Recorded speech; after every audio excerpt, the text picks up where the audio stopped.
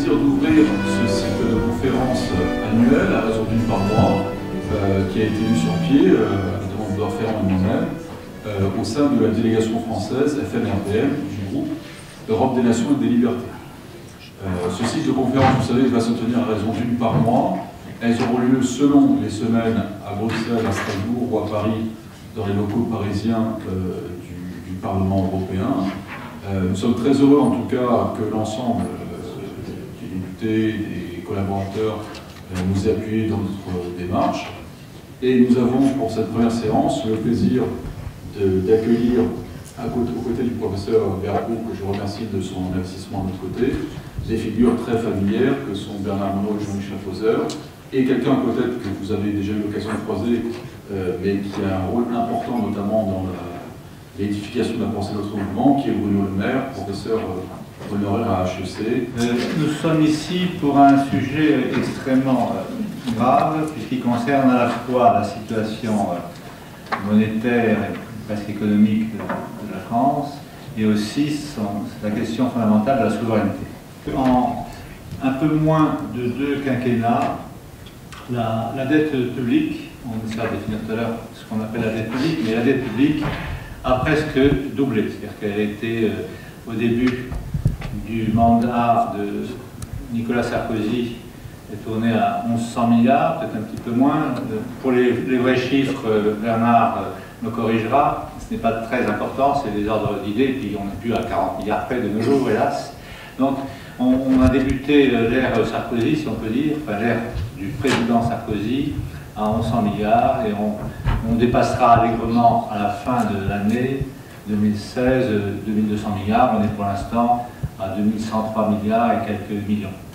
Donc c'est quasiment une dette qui dépasse l'entendement, surtout si on rajoute à cela les dettes hors bilan pour payer les retraites des fonctionnaires. Il faut rajouter la bagatelle de 3 000 milliards. Si on pense aussi à la dette privée, c'est encore 3 000 milliards. On arrive finalement à des sommes de l'ordre de 8 000 milliards, c'est-à-dire 4 fois le PIB.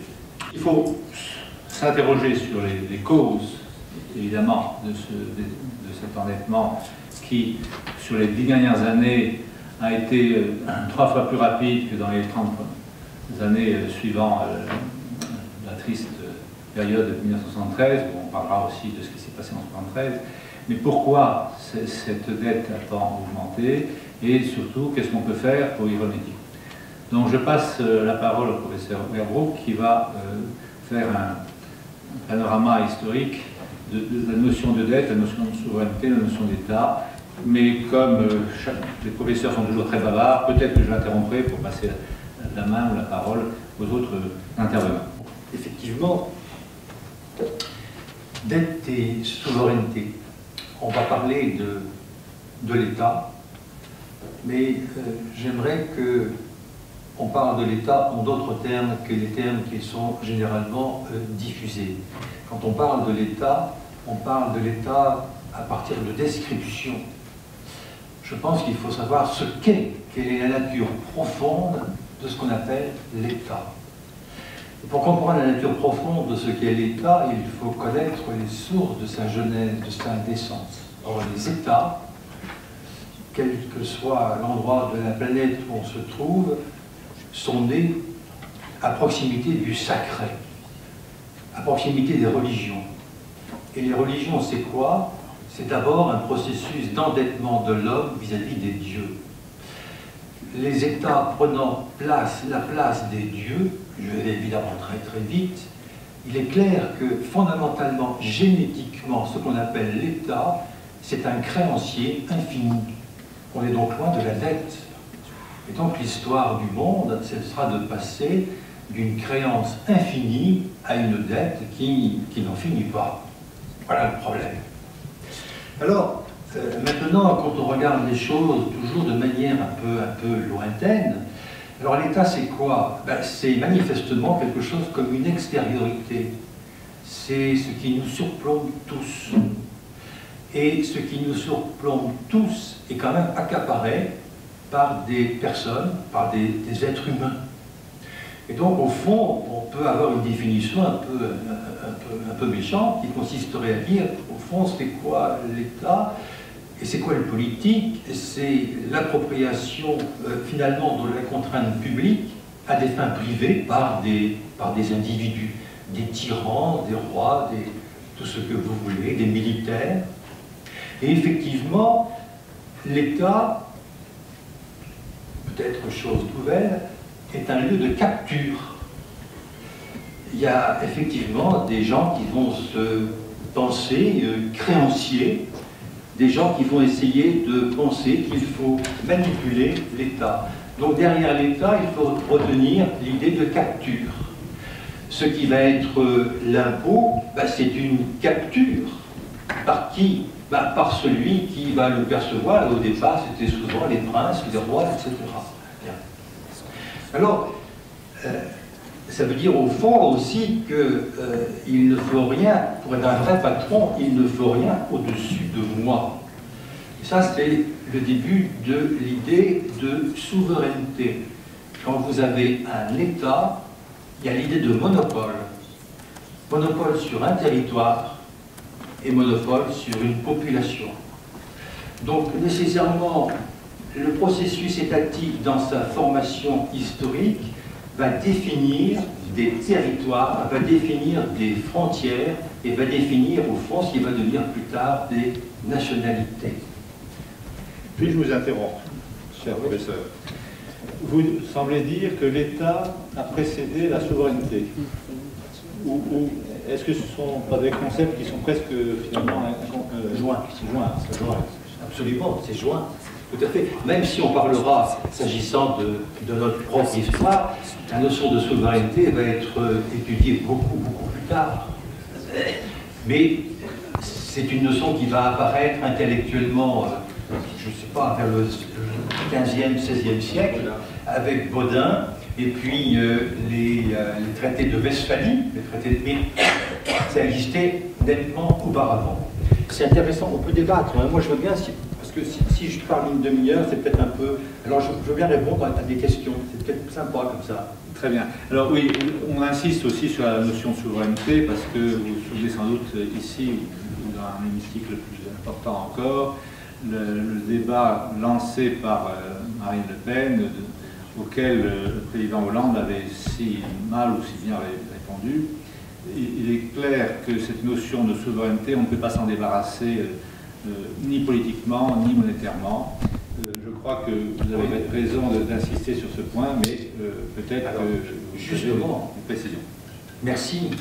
Monétairement, effectivement, dans cette affaire, ça va être quoi la monnaie? Eh bien, quand on s'intéresse à la monnaie, c'est pas ce qu'on raconte à l'université. La monnaie, c'est d'abord un objet politique fondamental. C'est quoi la monnaie?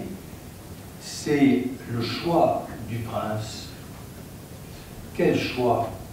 Le choix du mode de paiement de l'impôt que le peuple me doit.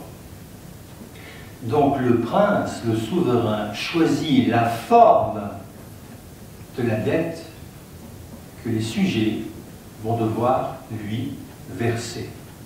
Alors évidemment, la dette des sujets envers le prince, ce n'est pas nécessairement que la monnaie, il y a le servage et l'esclavage généralisé, mais parmi les formes prises par le paiement de la dette envers le créancier infini qui est l'État, il y aura ce qu'on appelle l'impôt et l'impôt monétaire.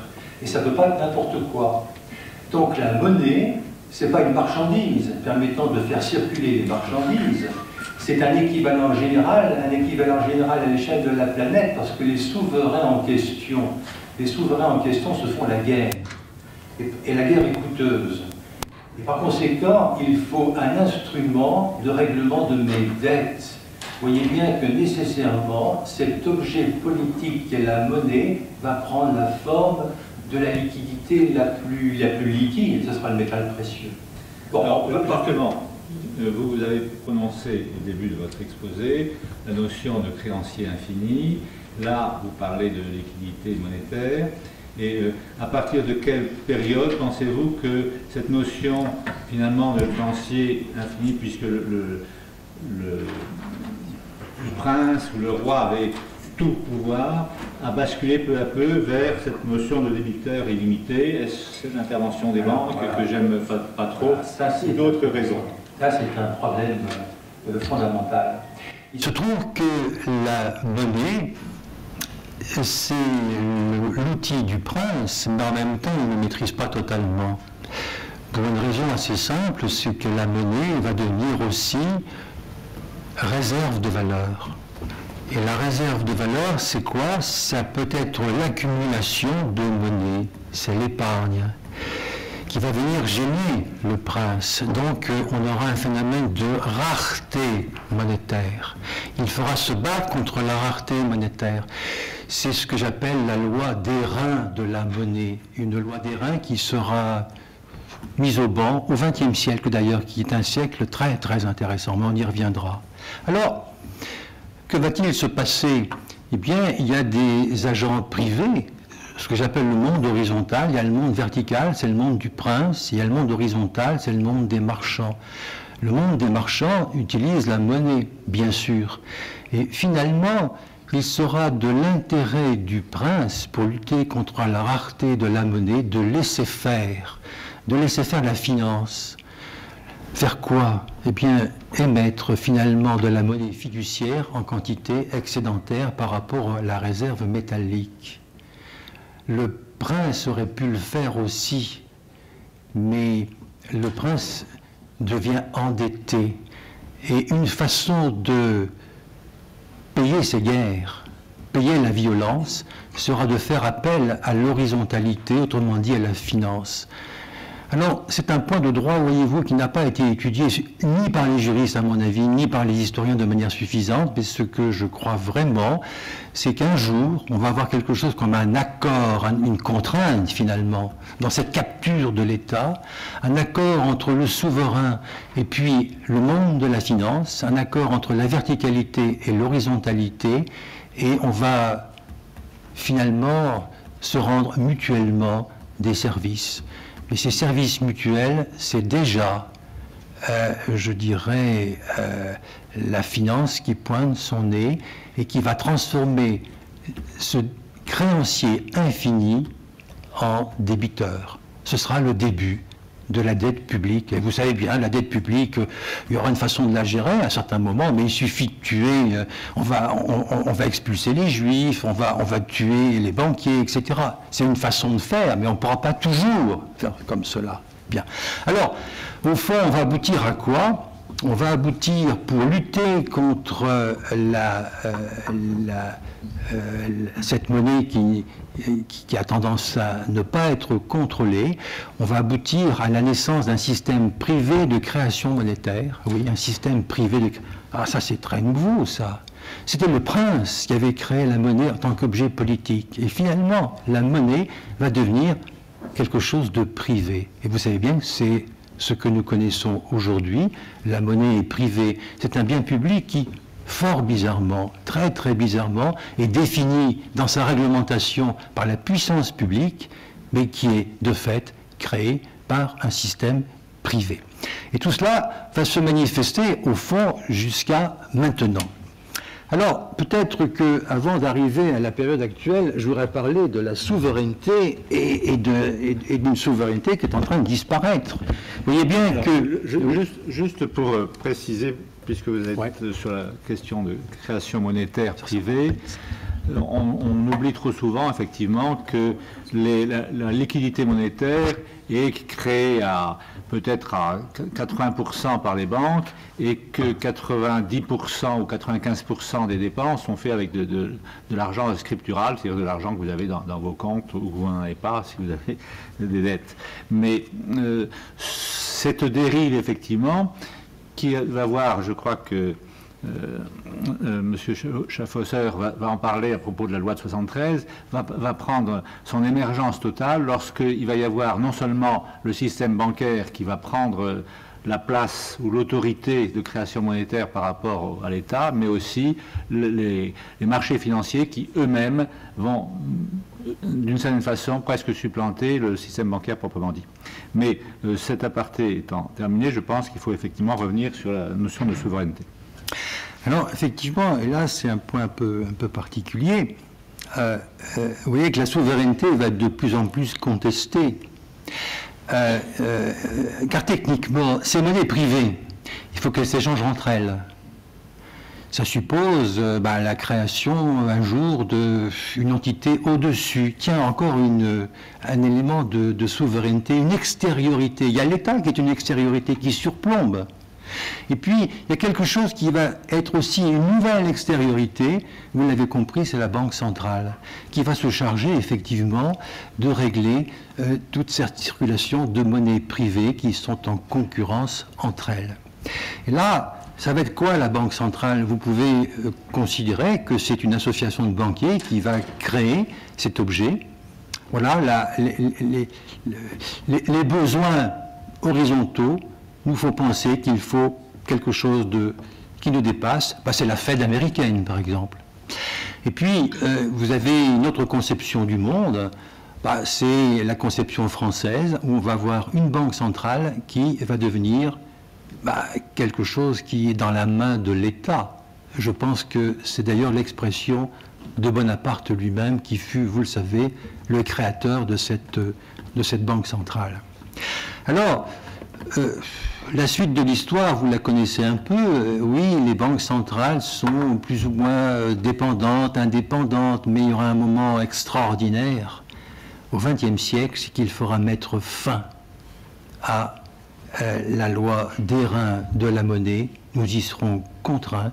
C'est le financement des 2 guerres mondiales. On va apprendre, d'après l'expérience que nous avons, que, au fond, la création monétaire, c'est quelque chose de parfaitement conventionnel. Le rattachement métal précieux, c'est parfaitement conventionnel. On peut se détacher de tout cela. On peut mettre fin à la loi d'airain de la monnaie. Et finalement, la Banque centrale, c'est elle qui va devenir la mine de métal. Primitivement, c'était la mine de métal qui permettait de fabriquer la monnaie. Ça va être la Banque centrale. Et cette Banque centrale, notamment en France, va s'en sortir fort bien, puisque vous le savez, oui, les 2 guerres mondiales, c'est le développement fantastique de la dette, mais finalement, cette dette sera éteinte progressivement et assez facilement par 2 faits. D'abord, une immense croissance, et deuxièmement, une inflation qui la mange. Alors, ça c'est le moment, si vous voulez, heureux de la souveraineté. Oui, la souveraineté ancienne était dépendante de cette monnaie qu'on ne maîtrisait pas. La souveraineté nouvelle, donc la souveraineté ancienne, va déboucher sur la dette publique. Alors, pensez à Louis XIV, etc. Pensez à Louis XVI, hein, bien sûr. Bon. Et les banquiers de Suisse. On ne va pas refaire toute l'histoire. Mais finalement, le XXe siècle, c'est quoi? C'est la souveraineté, l'État-nation, et en même temps une dette parfaitement maîtrisée. Alors ça va être quoi maintenant ce que j'appelle la souveraineté limitée, pour employer le terme de Brejnev? Ça va être quoi la souveraineté? C'est quand l'interaction humaine à l'échelle de la planète va déboucher sur des institutions qui vont dépasser les États-nations.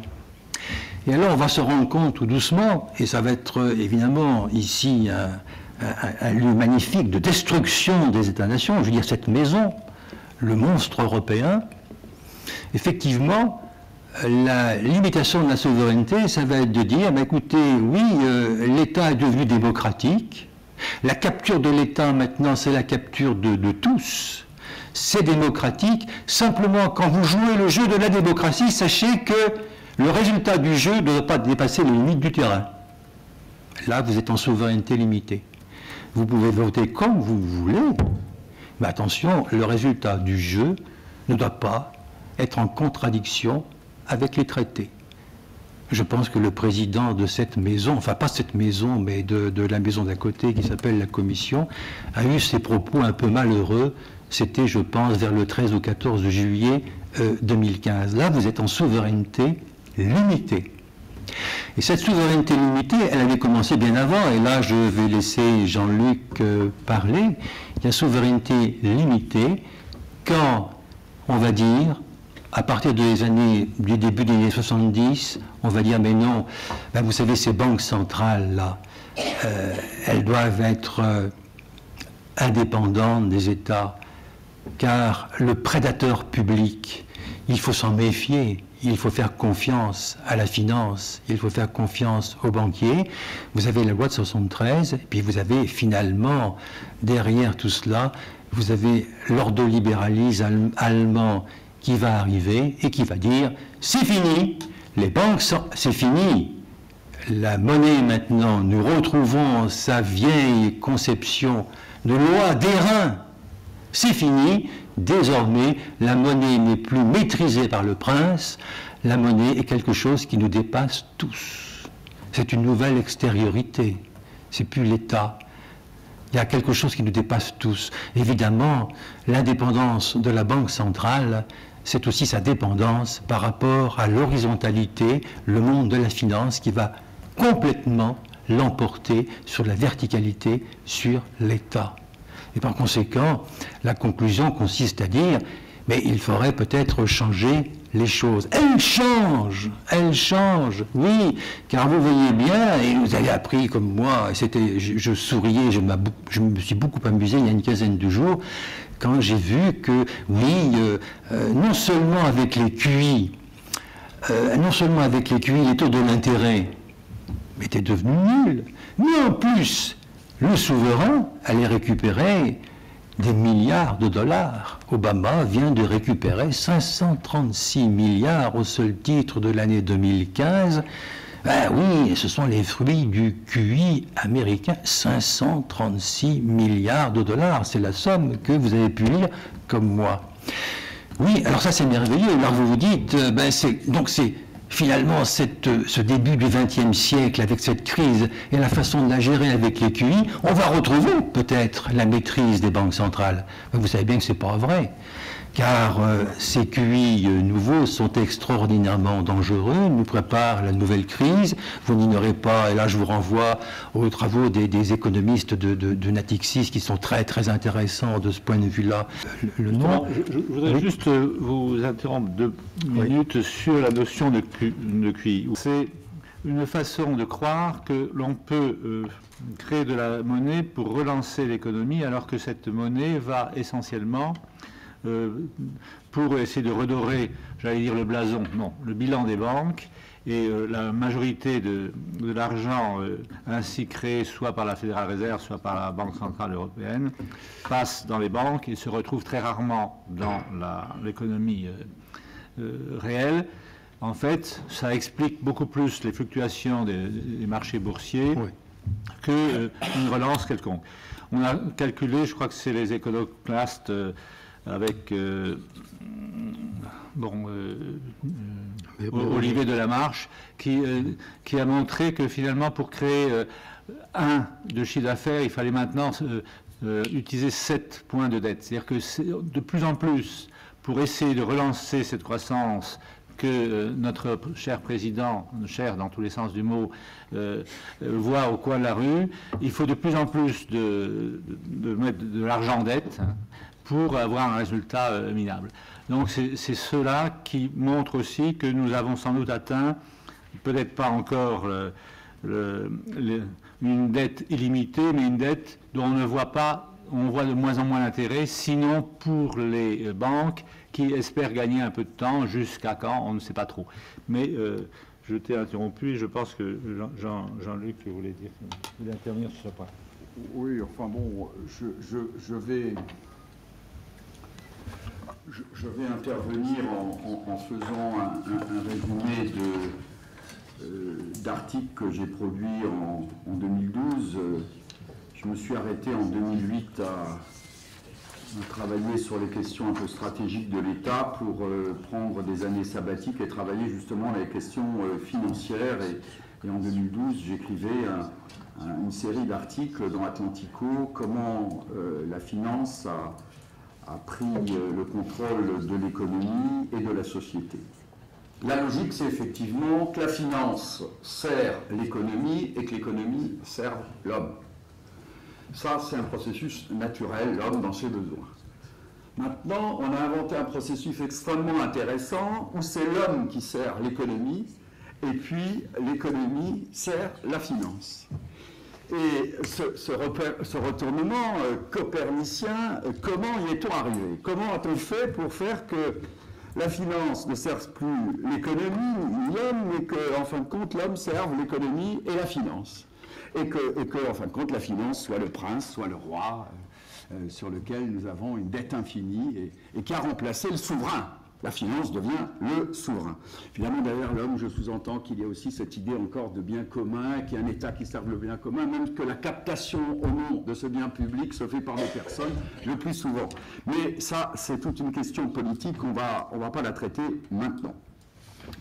Eh bien, en 1913, les Américains décident, la Fed qui est elle-même une émanation, enfin n'existait pas encore la Fed à ce moment-là, c'était la Banque de New York. La Banque de New York était une émanation de la City, en grande partie, décide que on ne peut plus, l'État ne peut plus créer, battre monnaie, d'une certaine manière, et lorsqu'il a des besoins d'argent, il doit passer par les banques. Et d'une certaine manière, l'État crée de la monnaie, si on veut faire simple, il la donne aux banques, mais les banques doivent reprêter à l'État. Et l'État ne peut pas lui-même, par lui-même, créer sa monnaie. Nous rentrons dans un système de dépendance où l'État ne bat plus monnaie d'une certaine manière, mais passe par un intermédiaire qu'est la finance, parce que la finance c'est beaucoup plus sérieux, c'est leur métier, c'est les banquiers. Comme ça, on ne va pas s'endetter, on reste dans un processus où effectivement l'État n'abuse pas de la création monétaire. Petit à petit, ce système va prendre le dessus. En 1973, la France abandonne cette capacité qu'elle avait auparavant. C'est comme si on disait autrefois, je ne peux pas faire des routes parce que je n'ai pas de kilomètres. Je ne peux pas faire cette centrale parce que je n'ai pas de francs.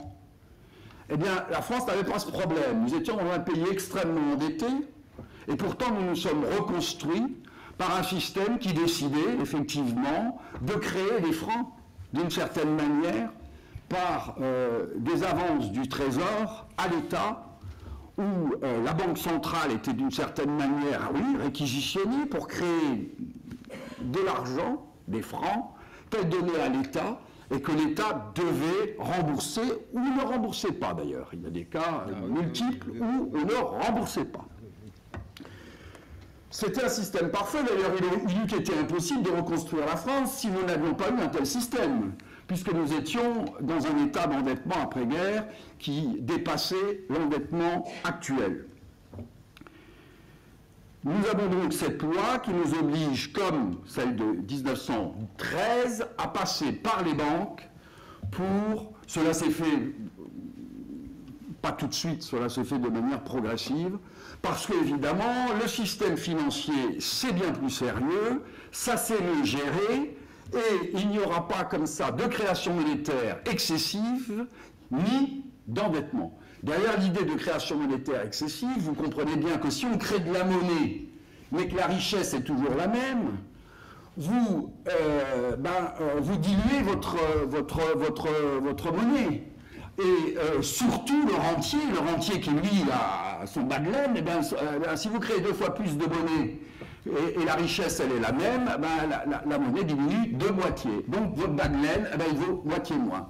Donc il fallait protéger le rentier, et dans cette circonstance-là, il fallait, c'était une autre perspective, c'était plus l'État constructeur, l'État volontaire, c'était déjà une autre perspective. L'État, il faut le dire aussi, avait construit et reconstruit la France, et nous étions dans une perspective maintenant de gestion et du rentier qu'on avait bien exploité à coup effectivement de création monétaire, d'inflation et de dévaluation. Il fallait penser à ce rentier. Entre 1990 et 2001, je cite Jean-Claude Verbrugge, 34 pays sont ainsi abandonnés l'ancien système, et ce système Fed 1913 américain, je cite un banquier, je crois que c'est, je ne sais plus maintenant le nom, qui disait « Donnez-moi la création monétaire et je suis le souverain du monde ». je ne sais pas si c'était Rockefeller, je crois que c'était Morgan. Eh bien, ils avaient compris qu'à partir de la monnaie, et c'est là ce processus que nous allons justement essayer de comprendre. Alors, simplement, à partir du fait où les banques elles-mêmes ont été, pour une grande part, donc, les créatrices de monnaie, je tiens simplement à dire que le processus d'endettement s'est accéléré. Comment il s'est accéléré? Première phase, les États doivent passer par les banques. Deuxième phase, on va ouvrir les marchés. Et il faut un marché totalement ouvert à la finance, et puis également totalement ouvert aux marchandises. Mais d'abord, c'était totalement ouvert à la finance. La finance précède les marchandises. Et ce système fait que la monnaie devient un bien comme un autre, en fin de compte, dont la valeur, cela existait déjà auparavant, mais dont la valeur va fluctuer selon le marché. Vous n'avez plus la maîtrise ni, évidemment, de votre création monétaire, vous n'avez pas non plus la maîtrise de votre change. De votre change. Donc, vous allez créer un système qui devient d'une certaine manière indépendant, mais totalement indépendant, de l'État généralisé. Quand vous ouvrez le système, et cela va se faire dans les années 1990, où on va dire on va mettre en concurrence l'ouvrier chinois avec l'ouvrier français, vous allez créer un système formidable de délocalisation, formidable, qui permet effectivement à la finance et à l'industrie, en même temps de faire qu'on va produire au coût chinois, on va vendre dans les pays riches, qui sont encore riches, au coût le plus élevé, on va mettre l'argent dans les paradis fiscaux, résultat, les États s'endettent de plus en plus, s'endettent pour une raison très simple, c'est que leur base fiscale disparaît, mais également leur création de richesses. Et donc, dans ce contexte-là, vous avez encore, formidable, le système de l'endettement qui se poursuit, qui s'aggrave, et la banque et la finance qui deviennent de plus en plus forts et puissants. Ensuite, vous continuez cette logique. Cette logique continue dans le sens où ce système financier va maîtriser les médias, ce système financier va changer les règles comptables pour faire qu'il n'y a plus de réalité, mais que tout s'évalue au marché, marché que vous maîtrisez par votre puissance financière.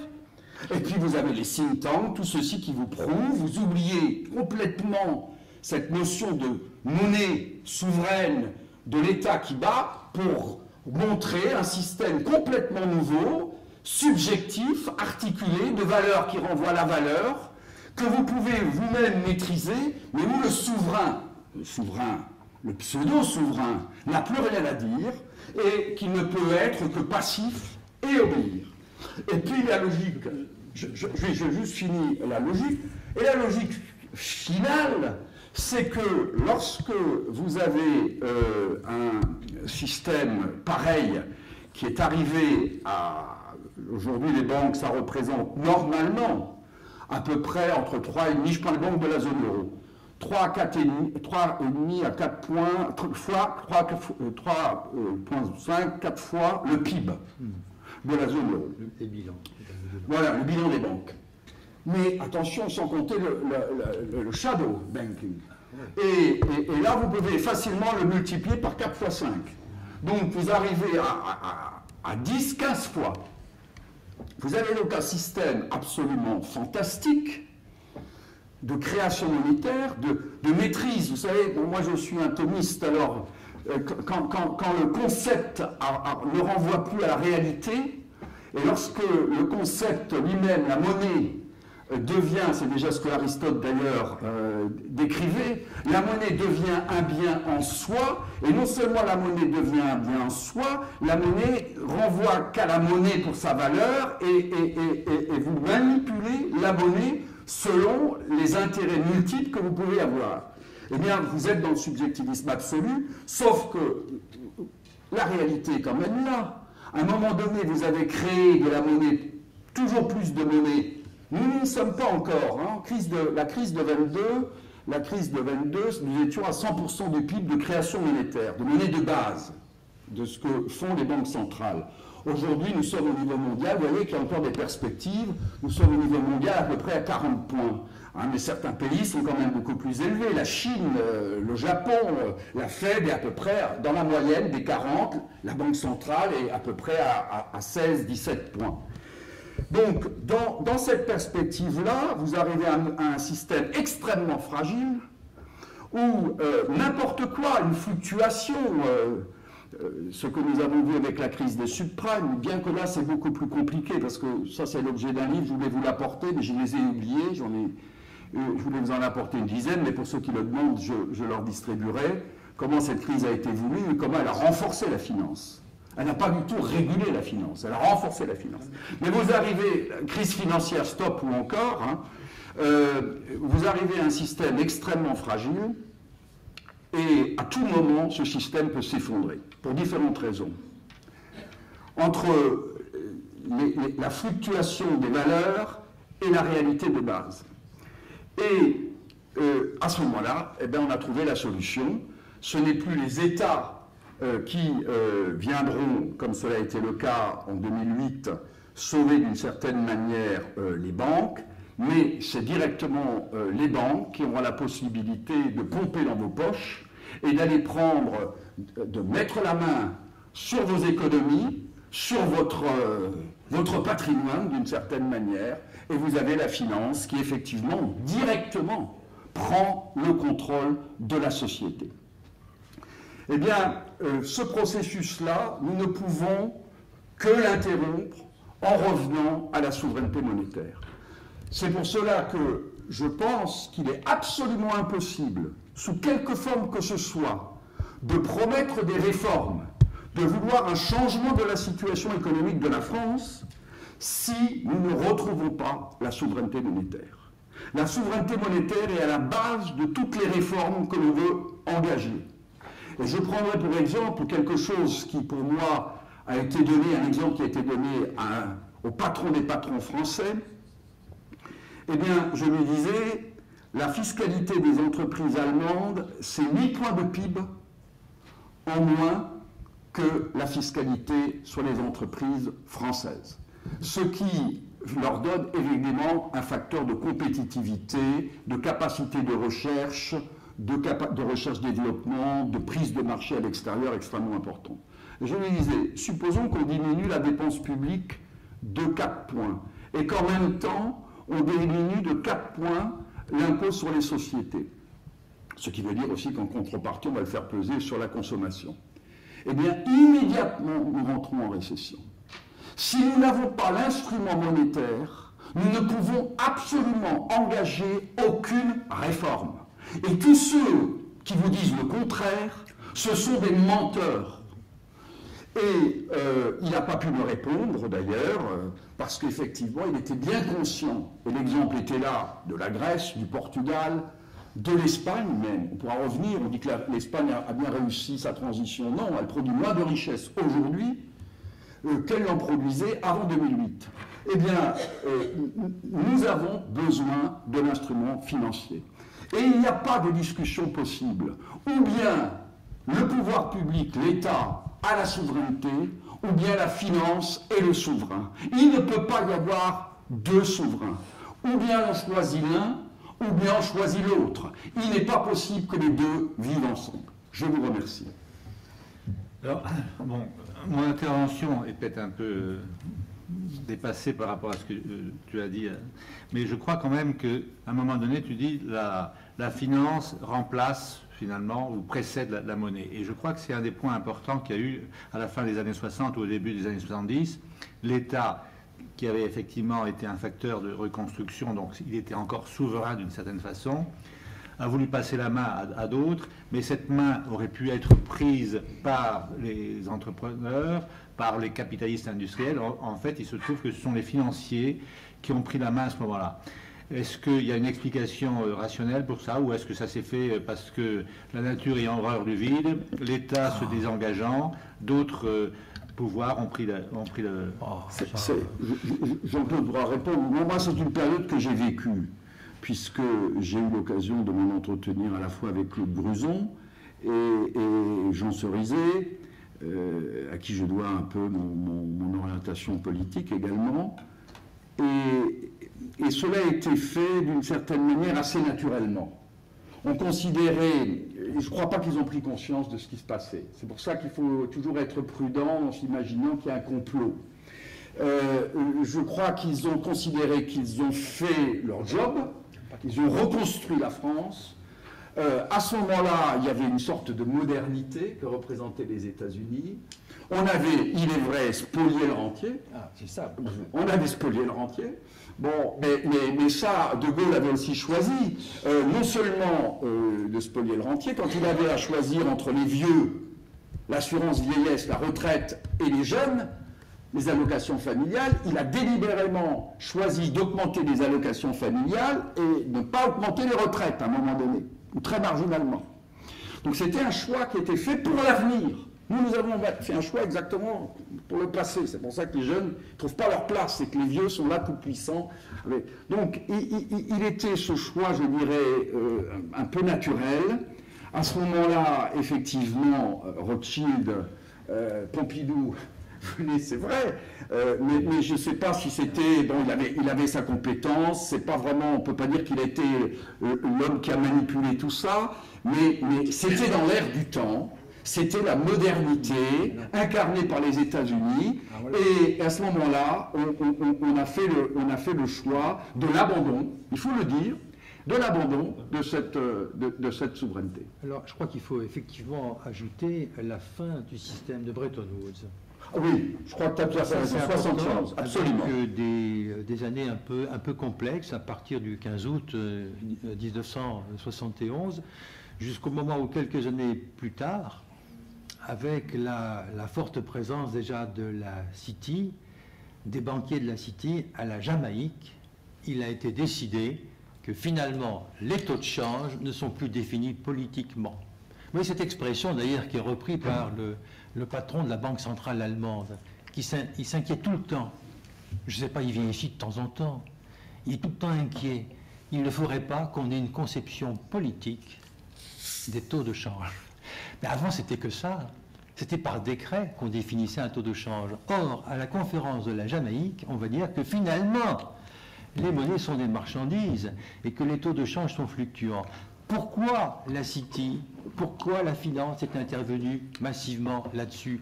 Non pas au titre du complot, mais c'était récupérer un immense marché.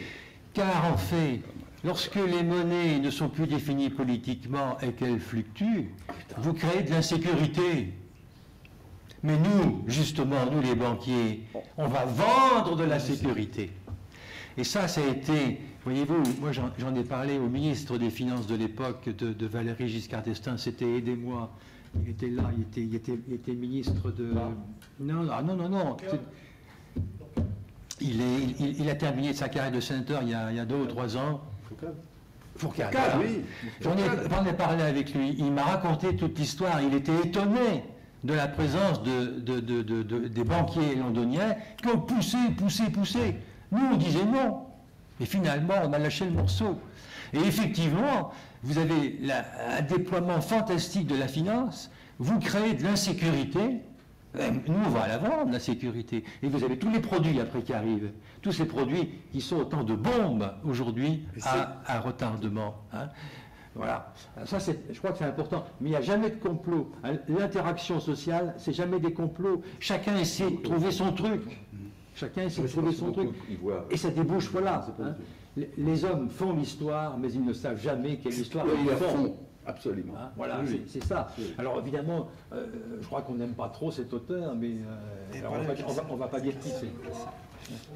Pardon? Ah oui, le micro, oui. Oui, les hommes font l'histoire, mais ils ne savent jamais quelle histoire ils font. Il n'y a pas véritablement de complot.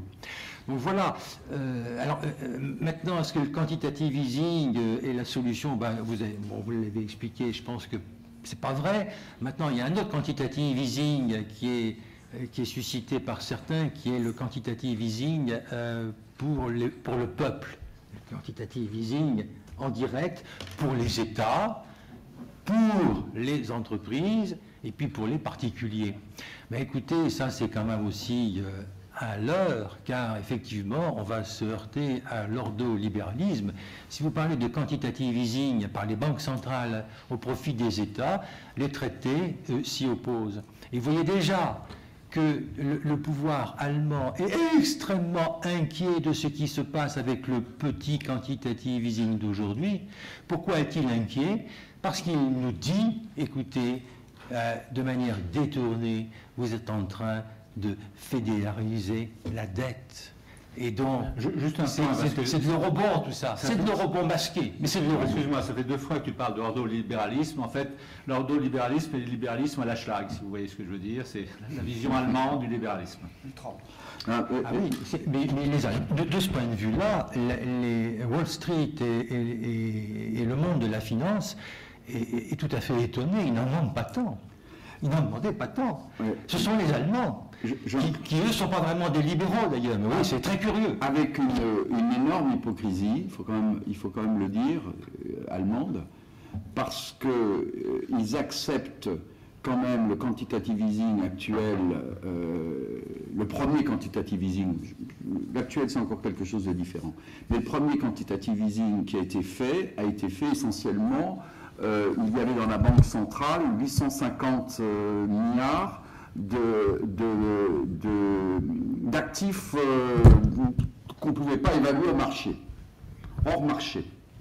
850, c'était dans le bilan de la Banque centrale, c'était très intéressant.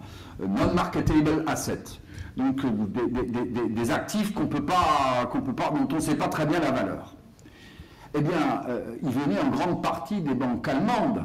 Parce qu'une zone, ce que vous devez comprendre, dans une zone monétaire unique, de toute façon, les transferts se font. De toute façon, elle est équilibrée. Ce qui veut dire que les excédents du Nord vont vers le Sud. Ils allaient, entre autres, par les banques allemandes qui prêtaient aux banques du Sud, qui elles-mêmes investissaient dans l'immobilier et créaient la bulle immobilière. Et si les banques ne prêtent plus, ça se passe par target 2, c'est-à-dire qu'on repasse l'excédent de liquidité de la Banque centrale aux banques des pays en leur faisant une avance d'une certaine manière des banques. Donc de toute façon, c'est équilibré. Mais ils acceptent cet équilibre, donc d'une certaine manière, pour ceux qui connaissent les phénomènes monétaires, de toute façon, la solidarité d'une certaine manière fonctionne. Mais ils acceptaient cet équilibre pour sauver leur banque d'une certaine manière, parce que c'était absolument nécessaire, sinon c'était le collapse. Mais ils refusaient qu'on crée cette monnaie, non pas de la fausse monnaie, parce que là vous êtes en fausse monnaie, là vous créez en face d'une monnaie que vous avez créée de toutes pièces, vous avez un actif, vous ne savez pas très bien ce qui vaut. Donc vous faites vraiment de la fausse monnaie, vous diluez la dette. Mais ils refusaient, ce qui est de bonne gestion économique, qu'on crée de la monnaie et qu'en face de cette monnaie créée, on crée un actif qui rembourse la dette, c'est-à-dire qu'il y a un taux de rentabilité, des investissements rentables qui remboursent la dette et donc rééteint la dette. Et ça, c'est toute la discussion qu'on a eue en 2012 avec les Allemands qui ont refusé un quantitative easing pour l'économie réelle qui consistait à investir massivement dans les économies d'énergie, dans les énergies nouvelles, dans les pays structurellement déficitaires qui avaient été préparés par les banques publiques sur un montant pour démarrer de 500 milliards où il y avait le soutien quand même de Draghi et de Monti, et les Allemands se sont opposés à cette vision-là, parce qu'effectivement, la situation actuelle leur profite énormément, elle fait que, d'une certaine manière, l'Allemagne joue à fond son avantage comparatif, l'avantage comparatif fait que celui qui est fort devient de plus en plus fort, et l'Espagne se désindustrialise, en partie la Grèce, le Portugal, la France, au profit de l'Allemagne, qui, elle, joue. Autrement dit, derrière tout ça, vous retrouvez la puissance. Et derrière la politique, soi-disant, de l'ordolibéralisme allemand, il y a tout simplement du pan-germanisme. Excusez-moi, c'est un Alsacien qui le dit, et je peux le prouver d'un point de vue technique.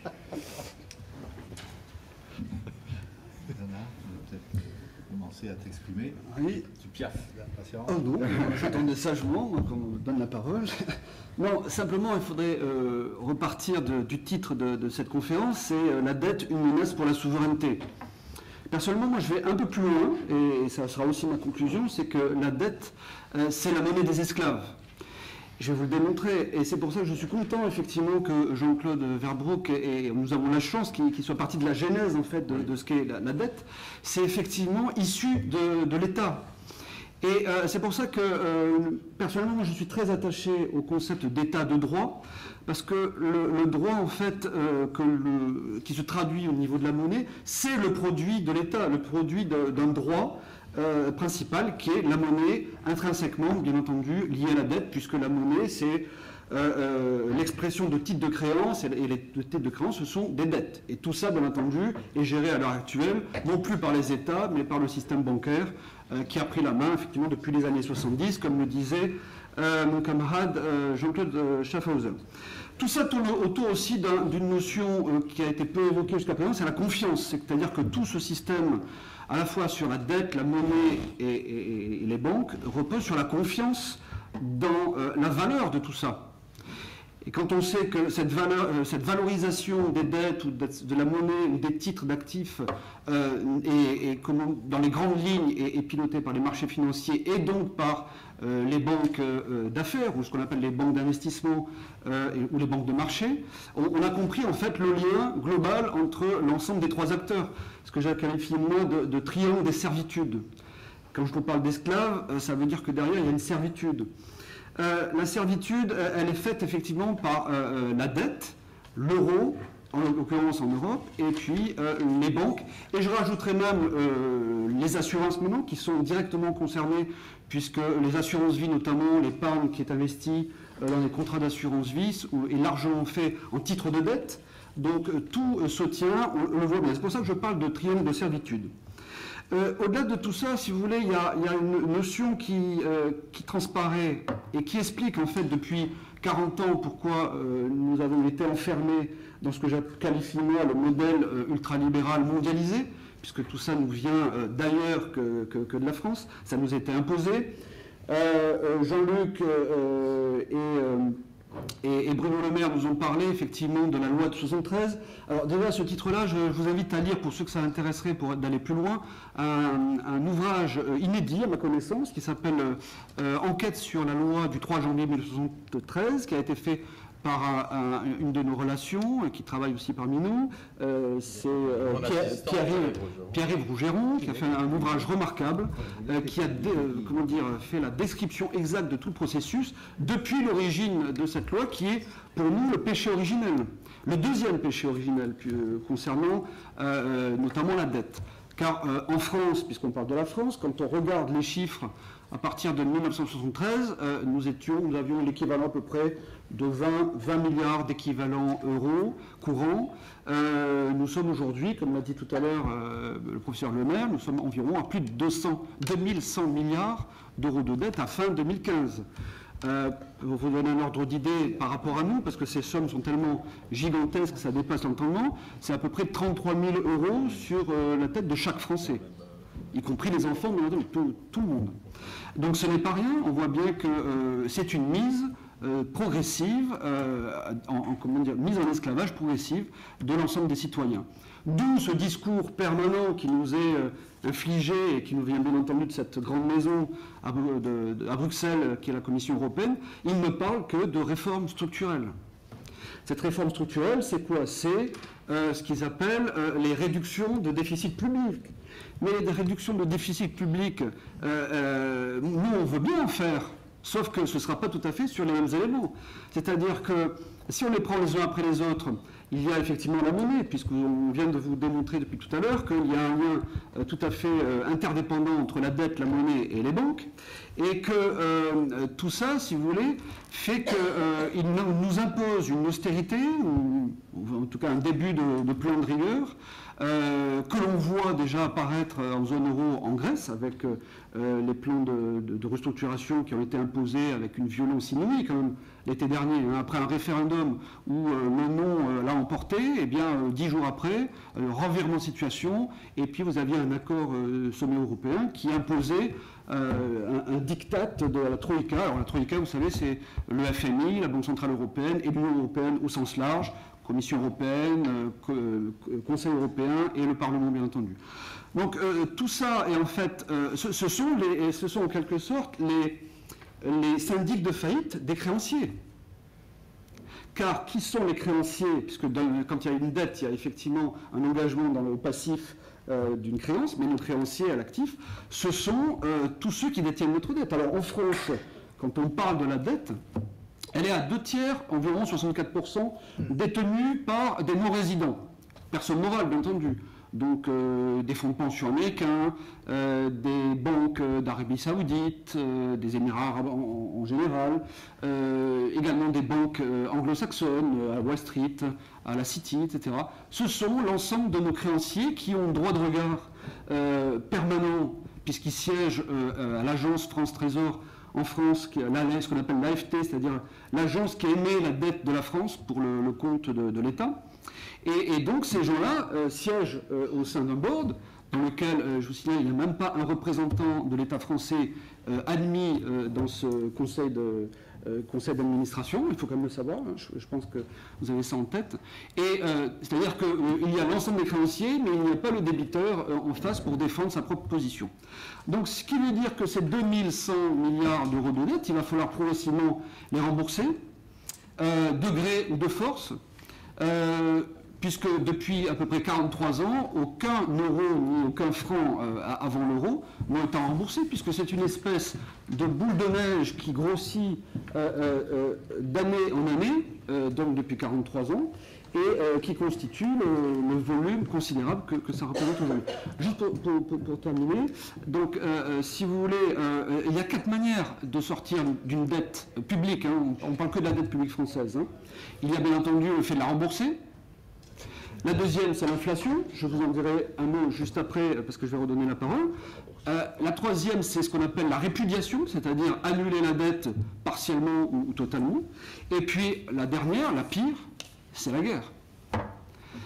Donc, c'est là qu'on voit que les peuples qui sont endettés deviennent esclaves de leur propre situation. Oui, je voulais juste faire un petit commentaire parce qu'on oublie souvent, c'est pourtant une évidence de bon sens, que si la dette augmente, c'est parce que le déficit budgétaire augmente. Et vous savez sans doute tous que normalement aucun ou quasiment aucun des pays de la zone euro ne devrait pouvoir dire qu'ils respectent les traités, puisqu'initialement, pour faire partie de l'Union européenne, plus tard de l'eurozone, il fallait que le déficit budgétaire ne dépasse pas 3% du PIB. Pourquoi ce 3%? On dit souvent que c'est Kohl et Mitterrand qui, discutant dans un café, avait dit bon, il faut bien fixer un chiffre. En fait, à l'époque, ce 3%, ça voulait dire il y avait une inflation de l'ordre de 2%, il y aura bien une croissance de 1%. Donc finalement, le fait que le déficit budgétaire soit en dessous de 3% fait que, comme le PIB augmente aussi, le ratio, c'est l'arithmétique de CM2, j'espère que je vous l'aime pas trop, vu que le PIB monte à au moins 3% grâce à l'inflation, si le déficit est de 3%, il n'y aura pas augmentation relative de la dette. Hélas, de nos jours, d'abord, la France tourne à un déficit budgétaire de l'ordre de 3,5 à 4%, et en plus, hélas, pas pour les rentiers, mais pour les autres, l'inflation est inférieure à 1%, enfin l'inflation, sauf l'inflation immobilière pendant longtemps, mais l'inflation courante est considérée comme quasiment nulle, et la croissance est considérée comme quasiment nulle. Ce qui explique pourquoi la dette continue à augmenter. Alors il y a eu aussi des mauvaises actions, des mauvaises anticipations de Sarkozy et de Hollande, mais le fait que même si on arrivait à rentrer dans les clous, même à 3%, la dette continuera à monter. Ce qui montre aussi que finalement les traités ne sont destinés qu'à ceux qui ont envie de le respecter, parce qu'aucun de ces pays, il n'y a pas 3 pays sur 4 qui respectent les traités actuels.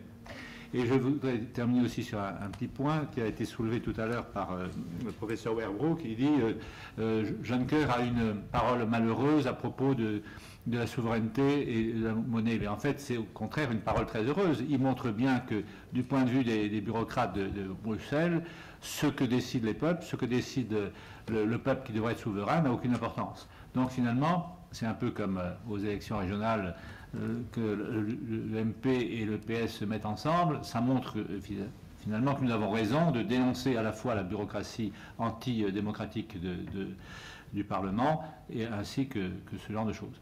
Donc, pour terminer, le déficit budgétaire continue à augmenter plus vite que l'inflation et donc, si on laisse faire, ce n'est pas demain que nous verrons comme le président Hollande le souhaite, l'abaissement de la courbe de la dette. J'espère que le chômage finira par baisser, mais pour la dette, si on ne fait rien, ça continuera à augmenter, c'est à peu près certain. Mais je vais laisser maintenant la parole à Bernard Monod. Oui, je vous parlais donc du deuxième péché originel, mais quel est le premier péché originel? Mes collègues l'ont déjà un peu évoqué, c'est effectivement que depuis 1971, nous ne sommes plus en étalon dollar garanti par, à l'époque, entre 1945 et 1971, garanti par l'or sous-jacent, en fait. C'était le deal qui avait été passé par les Américains, as good as gold, c'est-à-dire le dollar aussi fort et aussi bon que l'or. Et en réalité, la position des Américains a été déstabilisée pendant les années 70. Les années 60, excusez-moi, notamment par la France et effectivement le général de Gaulle, qui avait bien compris, notamment soufflé par son économiste Jacques Rueff, qui lui avait soufflé en fait de réclamer aux Américains le rétablissement de l'étalon or. Puisque le dollar est aussi solide que l'or, eh bien, vous allez nous payer en or. Et à partir des années 65, effectivement, la France a été un peu le leader, notamment en Europe, des pays occidentaux, de réclamer ces excédents de change en dollars payés en or. C'est ce qui a commencé à déstabiliser la situation financière et monétaire des États-Unis, et qu'à partir de là, ne pouvons plus tenir. En fait, le 15 août 71, comme le disait le professeur Verbroek, il y a eu en fait un défaut monétaire des États-Unis en quelque sorte, puisqu'il y a eu la fin de la convertibilité du dollar en or, et ça a signé en fait, moi ce que j'appelle le premier péché originel, ça a signé l'ouverture en fait d'un nouvel étalon, l'étalon de dette, et ce qui explique qu'aujourd'hui nous atteignons des sommes je crois que l'humanité n'a jamais rencontré, puisqu'on s'est amusé à reconstituer un petit peu l'ensemble des dettes publiques et privées mondiales.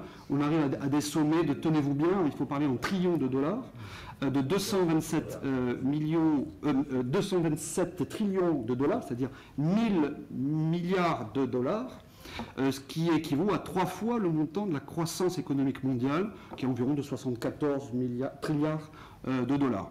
Oui, donc une économie réelle et 2 fois plus d'économie financière pour faire la totalité des 227. Ce qu'il faut retenir, c'est ça, c'est-à-dire qu'on atteint des niveaux de folie qui n'ont jamais été atteints dans toute l'histoire de l'humanité, et que tôt ou tard, il va se passer une rupture. Alors elle sera lente, ce sera un dégonflement, elle sera rapide, elle sera brutale. Aujourd'hui, personne ne peut le dire, mais il va forcément se passer un nouvel événement.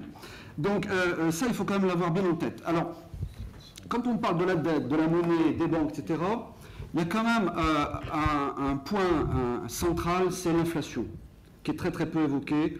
On n'en parle pas dans les discours économiques, politiques, quels qu'ils soient, encore moins à l'Union européenne. Et pour moi, c'est quand même le maître mot. Pourquoi ? Car en fait, quand vous regardez ce que c'est qu'une dette, c'est un espèce de barrage d'inflation retenu depuis des décennies et des décennies. Et quand on sait qu'en fait que l'inflation est un impôt caché de ceux qui détiennent le capital, en quelque sorte, ou ceux qui ont des revenus, eh bien, en fait, on voit bien pourquoi tout le modèle ultralibéral généralisé, globalisé, qui s'est imposé à nous depuis la fin des années 60, début 70, ça a été en fait de mettre la main sur l'inflation et n'en avoir de cesse que de réduire l'inflation. Pour ceux qui s'en souviennent, qui étaient déjà nés, dans les années 80, on va dire que l'inflation moyenne, en tout cas en France, était de l'ordre de 13%. Aujourd'hui, nous tangeons le zéro, puisque je crois qu'en 2015, on devait être à peu près à 0,3% d'inflation à la consommation, ce qui équivaut à zéro. Pendant le même temps, le chômage a explosé. Et en fait, quand on s'aperçoit, quand on connaît un petit peu les concepts monétaires et économiques, on s'aperçoit qu'il y a un lien direct en fait entre l'inflation et le chômage. C'est pour ça que dans ce modèle ultralibéral qui nous est imposé, le chômage est la première variable d'ajustement de cette équation qui tourne autour de la chute. En fait, l'objectif principal des acteurs est de faire chuter l'inflation, qui est un cancer de la monnaie et bien entendu derrière de la dette.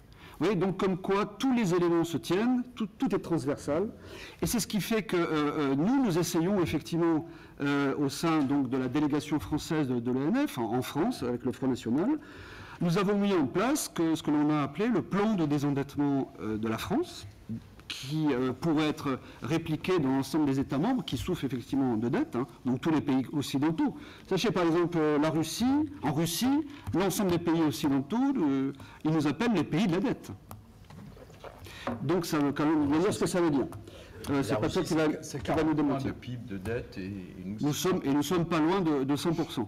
Voilà, donc en quoi consiste le plan de désendettement? C'est relativement simple. Je vous ai dit tout à l'heure, il y a 4 solutions pour sortir d'une dette. C'est donc l'inflation, c'est le remboursement, 3, c'est la répudiation, 4, c'est la guerre. Donc on voudrait éviter, autant que faire se peut, en tant comme politique, cette solution-là pour notre peuple.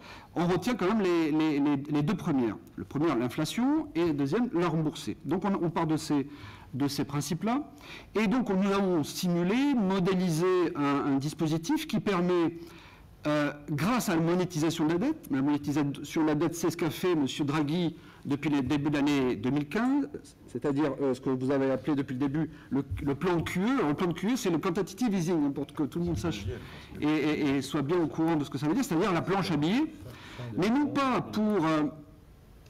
pour soutenir, pour payer les déficits de fonctionnement et continuer à faire grossir la dette, mais pour intervenir sur l'économie productive et suragir sur la réduction de la dette, de manière sereine, de manière calme. Donc, l'idée, si vous voulez, et ça rejoint un petit peu ce que vous disiez mon collègue Schaffhauser, c'est que nous voulons monétiser à peu près en France 100 milliards d'euros. Sur les 100 milliards d'euros, nous allons affecter environ 45 milliards au remboursement du capital dette qui n'a jamais été remboursé, je vous le rappelle, depuis l'origine de 73, à peu près 42-43 ans. Donc on va commencer déjà à ralentir le processus, je dirais, d'accumulation de dette. Deuxièmement, nous allons commencer à rembourser, grâce à la monétisation de la dette, ce qu'on appelle la charge de la dette. La charge de la dette en France, c'est le deuxième poste du budget de l'État. Et derrière l'éducation nationale, mais devant la défense.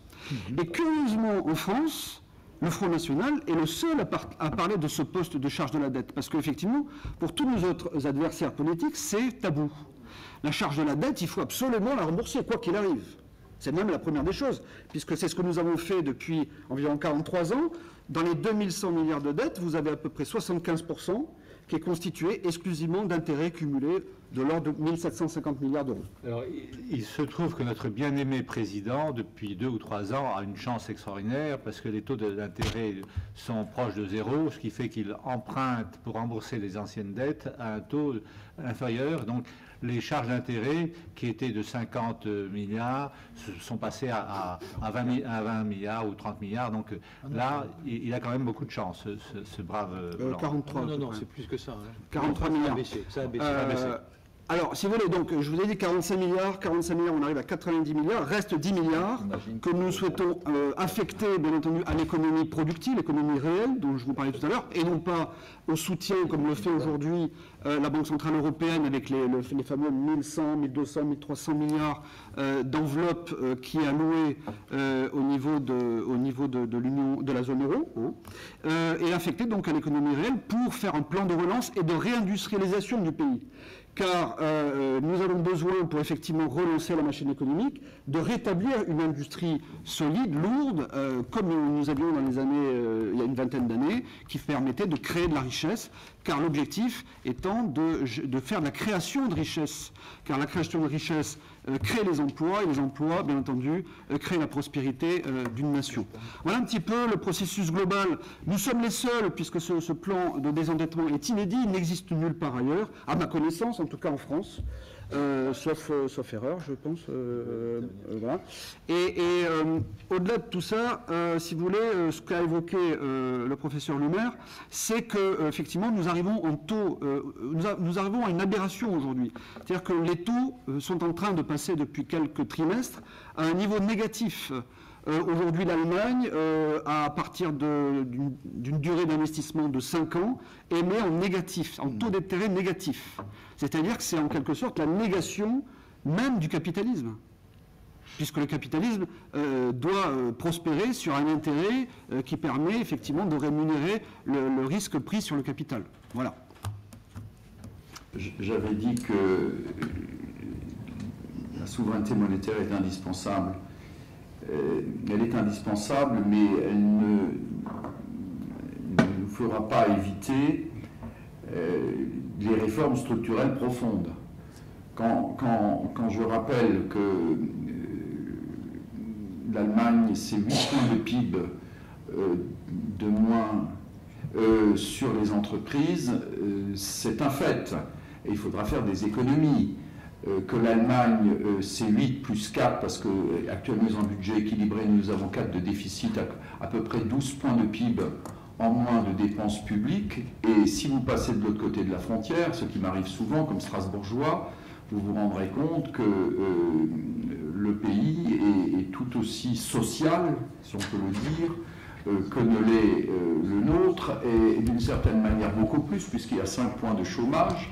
Chez nous, il y en a plus du double, et que la prospérité est plus forte en Allemagne qu'elle ne l'est chez nous. J'ai expliqué les mécanismes, mais ce qui veut dire quand même qu'il y a des réformes en profondeur que nous devrons faire, que la France ne veut pas faire depuis longtemps, et que la dévaluation ne réglera pas le problème immédiatement de la base industrielle qui diminue de plus en plus forte. C'est-à-dire que nous créons de moins en moins de biens, nous sommes en déficit, par exemple, prenons l'Italie, elle est en excédent de sa balance des biens, nous sommes en déficit, nous en créons de moins en moins, et nous perdons les savoir-faire industriels, et la reconquête de ces savoirs industriels, la reconstruction du pays est un phénomène long, qui ne se fera pas dans un espace aussi court, même qu'un quinquennat. Et effectivement, nous pouvons reprendre en main un certain nombre de processus, nous pouvons redynamiser l'économie française, mais la destruction aujourd'hui est très rapide. Prenez conscience que lorsque Hollande est arrivé au pouvoir, en valeur ajoutée, niveau industriel, nous étions à 12, maintenant nous sommes à 10,5. Nous sommes dépassés par l'Angleterre. L'Angleterre qui était un pays dont on disait qu'il a perdu ses industries. Et donc la situation ne fait que s'aggraver et de s'aggraver à une vitesse extrêmement rapide.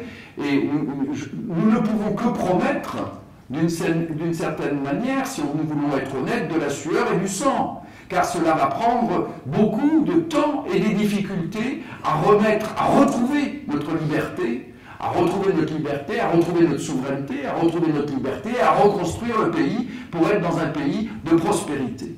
Et je crois qu'il faut le dire, c'est pas très populaire de le dire, mais c'est un constat qui est extrêmement important. Je ne parle pas également de toute la réforme que nous devons engager dans la dépense publique de notre système social. Je tiens à rappeler que notre système social, la dépense publique sociale, est nettement supérieure au budget de l'État. Elle représente actuellement 35 points de PIB.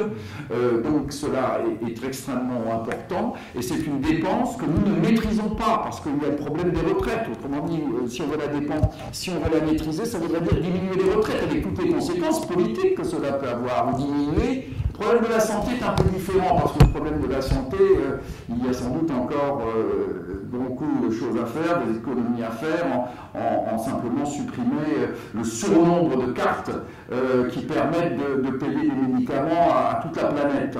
Mais il y a là quand même des problèmes de fond, il faut se rendre compte. La monnaie, c'est un instrument indispensable, nécessaire pour toute politique de réforme, mais il ne faut pas s'imaginer que par un coup de baguette magique, Nous y arriverons simplement à reconstruire la France. Je crois que nous avons encore 20 minutes pour répondre à des questions de la salle. Donc, qui veut se lancer dans cet exercice périlleux? Peut-être que tu voulais dire quelques mots avant de passer la parole à la salle. Oui, en fait, simplement pour compléter un petit peu ce qu'on a dit préalablement, il faut bien comprendre que là aujourd'hui, le système dans lequel le modèle économique dans lequel on nous a enfermés ne peut nous amener qu'à la ruine et à la misère. Pourquoi? Parce qu'en fait, il ne suffit que de se tourner vers la Grèce et vers Chypre, voir ce qui s'est passé comme une espèce de laboratoire d'essai dans la zone euro. On nous fait croire, compte tenu des montants de dette et de la crise de la zone euro, que c'est la Grèce qui est malade. Non, la Grèce n'est qu'un symptôme de la maladie de la zone euro, l'euro. Et donc, comme on vous l'a dit, il y a un lien direct, bien entendu, entre la monnaie, la dette et le système bancaire. Donc, la seule solution qu'ils vont nous imposer, c'est l'austérité. L'austérité, c'est la réforme structurelle, et ça veut dire que quelque part, ils sont en train de nous préparer lentement à la disparition de notre système de protection sociale, notamment en France, que nous connaissons depuis 1945, tous, dont nous avons tous bénéficié, les régimes de retraite, les régimes d'assurance chômage, d'assurance maladie, prévoyance, et bien entendu la politique familiale. Et le deuxième volet qui vient derrière tout ça, et qui est tout à fait nouveau, je pense qu'il faut quand même en dire un mot, parce que tout ça est interdépendant, c'est la nouvelle loi, la nouvelle législation sur l'union bancaire qui a été mise en place dans l'ensemble des pays de l'Union des 28, c'est depuis le 1er janvier, c'est donc l'union bancaire, avec notamment le mécanisme unique de résolution, ce qu'on appelle voilà, le buy-in, c'est le jargon anglo-saxon pour éviter aux gens de comprendre ce qui va se passer, et qui a malheureusement déjà commencé à faire des victimes en Italie, pour, je ne sais pas s'il y a des Italiens dans la salle, mais ils pourraient nous en parler. 4 banques italiennes ont fait faillite au mois de fin novembre, début décembre. La seule solution qu'ils ont eue pour renflouer et sécuriser leur système de banque privée, ça a été de renflouer le capital avec l'épargne de leurs clients, qui au passage, leurs clients, ils en ont fait leurs créanciers. Et donc, ils ont commencé déjà à appliquer ce processus-là. Et c'est malheureusement le prochain péril qui va peser sur l'ensemble des citoyens et des clients dans le système bancaire, qui est extrêmement fragile, puisque on peut dire que depuis 2008, la solvabilité du système bancaire est extrêmement mise à mal, malheureusement. Vous pouvez expliquer un peu plus le bail-in, s'il te plaît? Oui, le bail-in, donc ce qu'on appelle l'union bancaire, le mécanisme unique de résolution, ça consiste en fait, au-delà de 100 000 euros, parce qu'ils mettent un seuil quand même décent, de prélever les excédents en vue de renflouer le capital de la banque privée qui est en difficulté ou en cessation de paiement, etc. Donc jusque-là, ça relevait de la responsabilité des États souverains. Et donc là aussi, on peut dire aussi que comme la dette, un système bancaire national est aussi une souveraineté, puisque c'est un instrument pour agir sur les marchés. Et bien là, en fait, ils ont trouvé le moyen, pour ne pas faire soi-disant appel aux contribuables comme en 2008 avec ce qu'ils appelaient le buy-out, ils ont mis en place un système de buy-in pour aller puiser, chercher l'argent là où il est. Hein, et éviter de continuer à faire progresser justement ce montant d'endettement et de surendettement des États souverains. En fait, c'est une magnifique illustration de ce que le professeur Verboek disait initialement. On passe de la situation de créancier à celle de débiteur. C'est-à-dire qu'en fait, d'une certaine façon, le client devrait avoir de l'argent, puisque sur son compte courant, il a un certain nombre de liquidités, et bien ces liquidités, il ne peut plus l'utiliser. En fait, il devient, c'est dans le sens, créancier de la banque en espérant que cette banque finira par s'en sortir. Sinon, il perd tout son argent. Et ça, avec la bénédiction de, comment tu appelles ça, l'ordolibéralisme, enfin de la vision allemande de la chose. Et on ne se rend pas compte, parce qu'on dit 100 000 euros, c'est pas grand-chose. C'est beaucoup pour un petit épargnant, sauf que ça vise aussi les PME qui peuvent avoir de la trésorerie très souvent supérieure à cela et qui peut viser finalement les TPE, les PME. Donc c'est vraiment une chose qu'on n'a sans doute pas suffisamment dénoncé. Je sais que Bernard a fait des articles là-dessus, mais je crois que c'est pas insignifiant, et on peut dire effectivement que le bail-in est une façon anglo-saxonne de mettre une poussière énorme sous le tapis. Mais oui, alors, tu veux peut-être dire encore quelque chose avant de passer Oui, juste pour terminer, parce que alors on nous fait miroiter ce seuil de protection de garantie de 100 000 €, sauf qu'en Italie, donc le dernier cas réel qui a été vécu au mois de décembre, c'est que les épargnants, enfin je veux dire, le fonds de garantie protège les dépôts sur les comptes bancaires, mais ne protège pas l'épargne dans les produits de placement, que ce soit particulier ou entreprise, entre parenthèses. Hein. Ça concerne la trésorerie aussi des entreprises. On a vu l'exemple il y a 3 ans à Chypre. Donc, si vous voulez, en fait, c'est une espèce de supercherie, d'autant que le troisième pilier de cette législation union bancaire prévoit donc ce fonds de garantie européen à hauteur de 55 milliards, ce qui est dérisoire au regard des volumes gigantesques qui circulent dans l'ensemble de la zone euro, et dans 8 ou 10 ans. Ouais. Bon, donc ça veut dire qu'est-ce qu'on fait s'il y a une faillite de banque dans ce laps de temps. Ça, c'est le premier élément. Et puis le deuxième élément, ça ne joue encore une fois que sur les dépôts, sur les comptes bancaires, mais ça ne joue pas sur l'épargne, des placements. Et on l'a bien vu, puisque 143 000 épargnants ont été touchés au mois de décembre en Italie, dès le 1er euro, en fait. Hein. Voilà, donc en fait, tout est présenté pour soi-disant sécuriser, mais en réalité, c'est exactement l'inverse. Quand on parle de fléau et de péril sur les citoyens, il est bel et bien réel. Il y a un chiffre qu'il faut avoir là maintenant, j'ai plus tout en tête. Je fais moins de la finance que avant, je faisais que ça, j'avais tout en tête là. Mais à peu près, l'ordre de grandeur, il est le suivant. Les fonds propres, c'est à peu près 10% du PIB, des fonds propres des banques. Leur total de bilan, à peu près 10 fois, si on tient le shadow banking. Oui, plus, mais on fait simple. Donc, vous êtes, si vous êtes par exemple à 100 pour le PIB, vous êtes à 10 pour les fonds propres et vous êtes à 1000 pour les engagements divers. Eh bien, une fluctuation de 10%, ce qui est quand même possible, hein, sur une monnaie, etc., vous êtes à 100. Donc les fonds propres, 10, déjà ils disparaissent, il vous reste 90 à trouver. Les dépôts, ça représente ça. À peu près. Hein. Autant j'ai en tête que les dépôts équivalent à peu près au PIB, un peu moins, absolument. Donc, vous voyez la fragilité de ce système, il va exploser de l'intérieur. Il va exploser de l'intérieur, c'est technique. Maintenant, il s'agit de savoir quand il va exploser. C'est pour ça, entre nous, mais bon, ça c'est un sujet qu'on ne peut pas dire, et moi je ne suis pas membre du Front National, donc je peux me permettre de dire, moi je crois que ce qu'il faut faire avant tout avec la création monétaire, c'est créer de l'activité, créer des richesses. Car la seule chose qui restera, c'est comme quand vous avez une bombe nucléaire, qu'est-ce qu'il vous reste? Eh bien, il vous reste les hommes, ou il vous reste le travail, il faut recréer des richesses.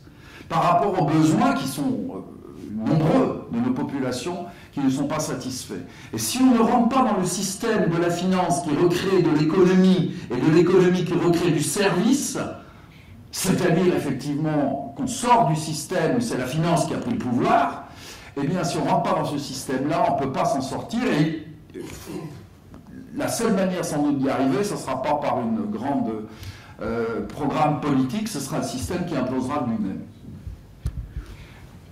Un élément quantitatif pour corroborer un petit peu ce que je dit M. Schaffhauser sur la fragilité du système bancaire. Juste pour vous donner un exemple, vous vous souvenez, en septembre 2008, la crise bancaire mondiale, la grande banque Lehman Brothers qui donc a chu le 15 septembre 2008, qui a été notée jusqu'à la veille triple A. Vous savez, c'est la meilleure note de notation des agences de notation financière. Elle avait un ratio de solvabilité de 31. C'est-à-dire, ce qui est évoqué tout à l'heure, le montant des engagements des dettes par rapport à son chiffre d'affaires. Pardon, ses fonds propres par rapport à ses engagements. Eh bien, une des grandes banques françaises, mes derniers calculs, je crois de septembre dernier, 2015, atteint 29. On est à 2 points du niveau de ratio de solvabilité de Lehman Brothers. Donc des points... Ça me prouve la solidité du système. Bon. Là, moi j'étais à 10, là, vous voyez comme quoi aujourd'hui, et par exemple la Deutsche Bank, qui est une des plus grandes, on estime, c'est le professeur Zinn que je connais bien, et on estime à peu près à 3 points, à 3%, non pas 10%. Donc vous voyez, les chiffres que je vous ai donnés, ils sont encore très... 3 points, c'est le... Voilà. Ça fait 33 le ratio. Voilà, ils sont très optimistes. Donc le système est encore bien plus fragile que la situation qu'on peut envisager. Et on vous avait promis des questions, donc nous attendons les questions. Oui, mademoiselle. Ah. Mesdames d'abord. Mesdames. Non, ça c'était l'ancien temps, mon temps. Alors, merci pour ces conférences passionnantes et qui suscitent 3 questions. La première, c'est une question alors, très technique, peut-être à Bernard, ou à qui veut répondre. La directive récente sur le mécanisme unique de résolution, je l'ai lue et je n'ai pas l'impression de la comprendre comme toi, Bernard. C'est-à-dire que, et on en a parlé déjà, je l'ai lu, relu pourtant. Il y a bien effectivement la limite de 100 000 €. Sauf qu'il y a quand même une disposition un peu sibylline qui dit que si ça ne suffit pas, on peut encore descendre en réalité. Et à mon avis, descendre jusqu'à 0. Donc j'aimerais savoir si cette interprétation de ma part est bonne ou pas selon toi. Deuxième point, j'avoue que j'ai découvert, alors là je l'avoue, hein, vous voyez à quel point j'ai des lacunes, j'ai découvert qu'il y avait eu un sommet de la Jamaïque en 1971 et que ça avait l'air très important. 73, j'ai cru que c'était 71. C'est la 71, c'est la fin du système de Bretton Woods, c'est le discours du président Nixon. Bon, alors vous voyez, c'est pas clair. J'aimerais bien que quelqu'un reprenne ça très, très brièvement entre la fin du système de Bretton Woods et cette conférence de la Jamaïque, parce que moi j'ai fait une espèce de synthèse, donc de confusion. Et puis, troisième point, Bernard, sur ton plan d'action, donc tu préconises une sorte de quantitative easing de 100 milliards d'euros, c'est ça ? Voilà, c'est ça, national, bien sûr. Et alors, d'une part, pour rembourser la dette, et d'autre part, pour relancer l'économie réelle. Et je me demande si tu n'as pas évoqué une troisième piste. Et elle m'a échappé. Donc, merci de me répondre. Alors, la troisième question, donc je disais, en fait, il y a 3 objectifs à viser. L'un, continuer à rembourser la charge de la dette parce que nous sommes un État de droit et que vis-à-vis de la communauté internationale, nous ne pouvons pas nous permettre d'arriver au pouvoir en disant écoutez, on va annuler la dette, c'est pas compliqué. C'est un peu des solutions marxistes, léninistes. L'autre solution, c'est de rembourser le capital dette, ce qui n'a jamais été fait historiquement par tous nos prédécesseurs, au contraire. Et la troisième volet, c'est qu'il faut aussi relancer la machine économique et la demande intérieure. Voilà, donc il faut viser 3 objectifs. 45 milliards pour la charge de la dette, parce que nous sommes un État de droit et on doit rembourser les intérêts de la dette annuelle. 45 milliards pour commencer le déremboursement du capital dette. Donc on arrive à 90, et le solde 10 milliards, qui peut d'ailleurs, d'une année sur l'autre, peut varier en fonction des besoins. Enfin, c'est un ordre d'idée.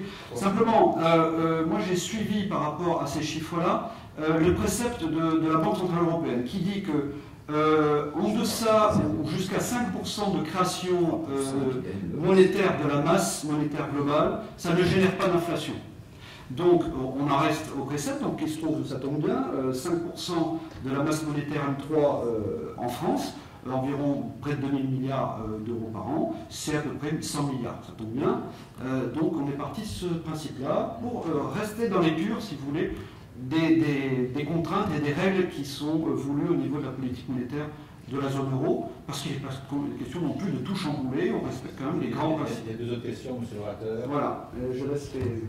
Alors, oui, alors là, bon, c'est un point d'histoire. Le système de Bretton Woods, c'était finalement un système de convertibilité en métal précieux de la monnaie américaine, non pas la monnaie interne, mais la monnaie externe, c'est-à-dire les balances dollars des pays qui avaient commercé avec les États-Unis. Bon, on y met fin Effectivement, il y a le général de Gaulle qui a joué un rôle tout à fait salutaire dans cette affaire. On y met fin, mais alors, comment maintenant on va définir les parités? Avant, on définissait les parités par rapport à un poids quand même si elles n'étaient pas convertibles en métal. Désormais, se pose la question, mais quelles sont les nouvelles parités si le dollar lui-même n'est plus rattaché à quelque part? Et donc, on va se concerter jusqu'au moment où on va déclarer à la Jamaïque, eh bien, désormais, tout est ouvert. Open market. C'est l'open market. Et ça a été extrêmement poussé, parce que ce n'était pas évident. Quand on est rentré dans la conférence, ce n'était pas évident.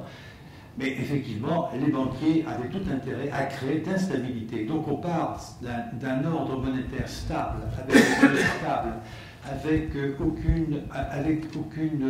aucun casino. Jusqu'en 1973, il n'y a pas de casino. Il y a des marchés à terme, mais ces marchés à terme sont extrêmement limités. Vous voyez, moi j'ai travaillé pour Total. Chez Total, il y a 400 traders aujourd'hui. Il n'y en avait pas un jusqu'en 1973. Voilà. Donc effectivement, pourquoi il y a tant de casinos aujourd'hui qui mobilisent des millions d'emplois de très très haute qualité? Si vous allez à Genève, vous avez des gens extrêmement compétents qui ont des emplois fort bizarres. C'est du casino. À Genève, on fait du trading pétrolier notamment. C'est du casino.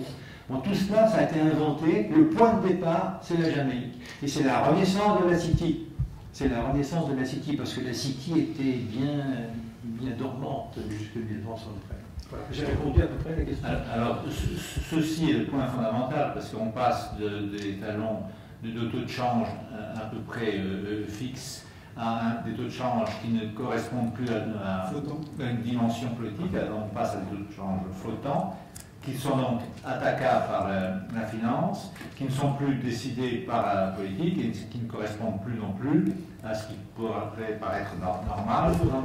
Les fondamentaux de l'économie, un peu dans la charte de la Havane, en fonction des déséquilibres commerciaux, on décide, on rééquilibre, mais en fonction de données objectives. Alors que là, ce sont les données financières, il n'y a pas plus subjectif que ça, et donc la politique perd pas mal de puissance, et l'économie aussi, au détriment, enfin, à l'avantage des financiers. Donc c'est quelque chose de très très important, effectivement. Merci. C'est juste pour dire, c'est ce que je montrais quand on est passé de la loi de 73 et après l'extension, l'ouverture des marchés des capitaux et ensuite la capacité qu'a, en créant en fin de compte, par le biais des médias, par le biais de l'offre et la demande maîtrisée, parce qu'on dit un marché libre et transparent, ça n'a jamais été libre, ça n'a jamais été transparent. Autrement dit, il y a derrière une volonté et une manipulation des marchés, ce qu'on a bien découvert, et bien la capacité de la finance de maîtriser totalement le monde économique réel, et le monde politique et la société. Alors la première question s'adressait à Bernard. Donc sur le mécanisme unique de résolution, c'est actuellement 100 000 €, mais apparemment ça peut être moins. C'est ça que tu as dit. Oui, de ce que l'on a compris, parce qu'effectivement on essaie d'étudier ça de manière plus approfondie, c'est très nouveau, tout le monde se cherche sur l'interprétation juridique. On est encore effectivement en deçà je crois, de ce qui est réellement écrit. Je crois qu'il se laisse une latitude pour pouvoir adapter et interpréter la réglementation le jour où on sera en situation de l'appliquer. Et en tout cas, effectivement, ce seuil de 100 000 € est écrit, mais il est révisable. Mais là, ça passe, je crois, et là je demanderai à mon collègue juriste, je crois que ça passe par un processus de ratification, exactement. Et donc, c'est pas si simple de le diminuer, enfin en tout cas rapidement et brutalement. Voilà. Et un souverain peut toujours dire c'est terminé. Il faut le savoir quand même ça. Hein, je n'accepte plus la règle. Point. Enfin, le souverain est fondateur de l'ordre public. Il faut le savoir quand même. Hein. Mais comme je vous l'ai dit, à la limite, le problème ne va peut-être même pas se poser sur le sujet des dépôts. c'est-à-dire que ce sera la phase ultime, puisqu'il n'y a pas de garantie, en tout cas à l'heure actuelle, c'est qu'ils vont contourner le problème en passant par l'épargne l'épargne au travers des SICAV, des livrets A, des plans d'action, et puis donc ce qui correspond aussi à des titres de créance de l'établissement dans lequel ils ont investi leurs avoirs. Hein. C'est ça qu'il faut voir. Et voir l'assurance vie, il ne faut vraiment pas sous-estimer, sachant qu'en France, les montants en épargne investie en assurance vie sont considérables, de l'ordre de 1600 milliards, enfin, je crois que peut-être 2000. Voilà. En fait, j'ai deux questions qui ne sont pas tout à fait techniques. La première question, c'est est-ce qu'il y a des précédents dans l'histoire, parce que la dette de mémoire, ça doit exister depuis à peu près 4000, 5000 ans. Est-ce qu'il y a des précédents de résolution de dette, soit par changement de monnaie, avec une monnaie qui continue à exister, la création d'une nouvelle monnaie, ou la création d'un nouvel État qui peut nécessiter la création d'une nouvelle monnaie, parce que finalement, peut-être qu'on reviendra à la création de l'État-nation France. C'est sa première question. Et du coup, comment ça s'est passé? Et la deuxième question, c'est une crainte un peu d'ordre politique et en termes de discours. Finalement, tout ça, c'est assez anxiogène. Le discours d'alerte, de lanceur d'alerte, mais le discours aussi sur la dette, c'est assez anxiogène. Et politiquement, c'est pas toujours nécessairement très porteur d'être Cassandre.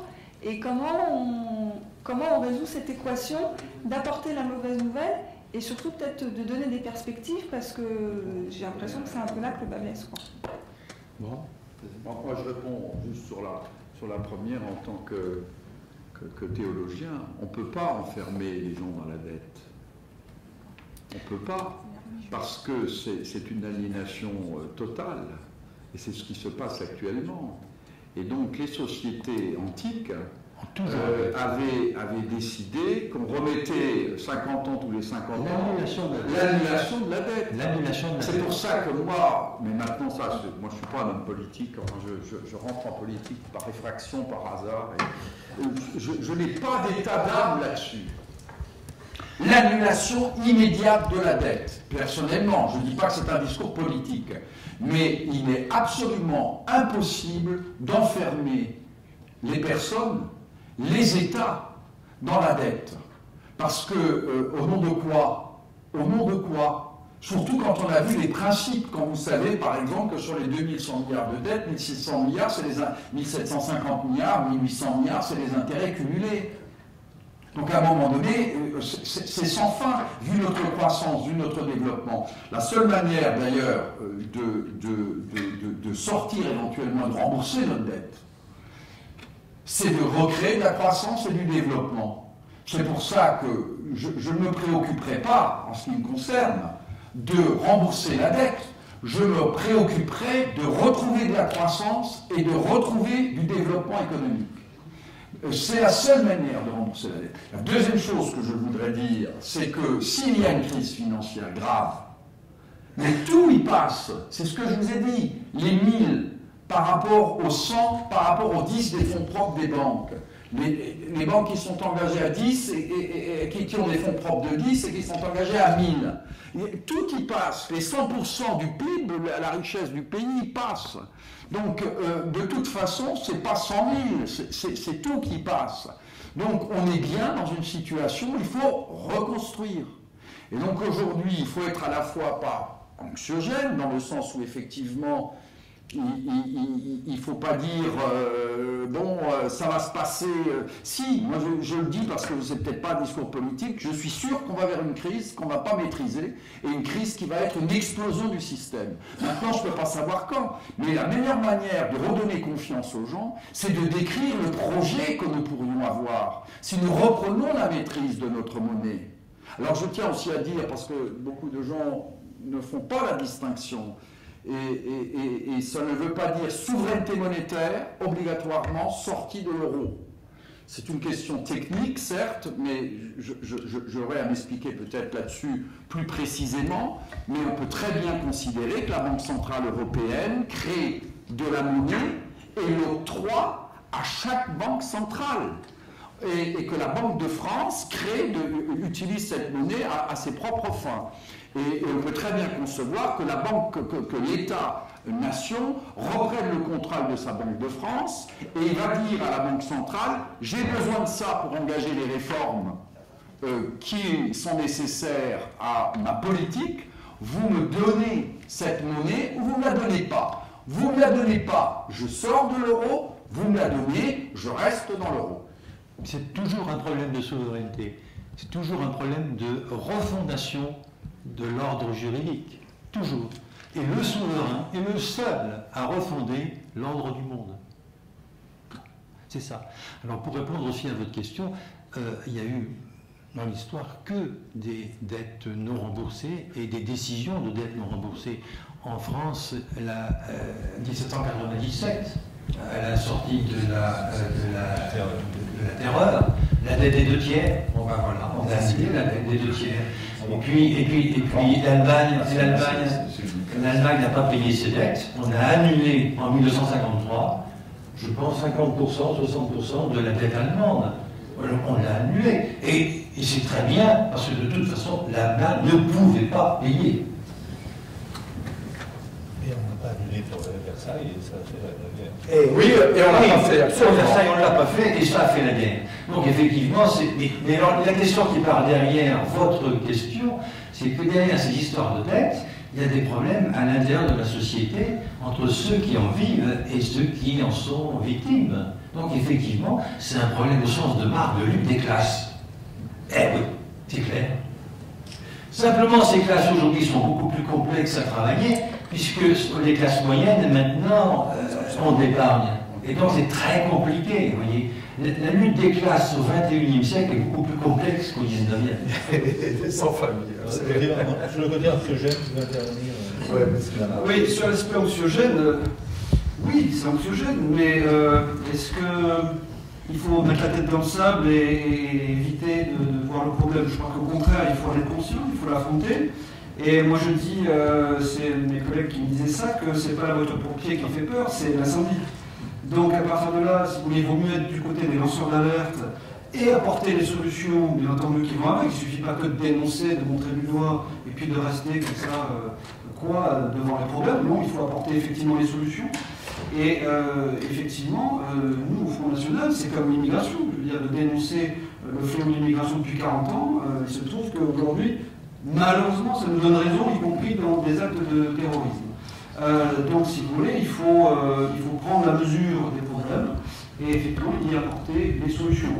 Nous, ce que nous souhaitons apporter, c'est qu'effectivement, le côté anxiogène, on voudrait le passer de notre camp, puisqu'aujourd'hui, nous sommes des partisans de retour de souveraineté monétaire, de la politique monétaire et la politique de change au niveau national, c'est-à-dire quelque part sortir de l'euro numérique, ce qui effectivement fait peur à la majorité de la population française aujourd'hui.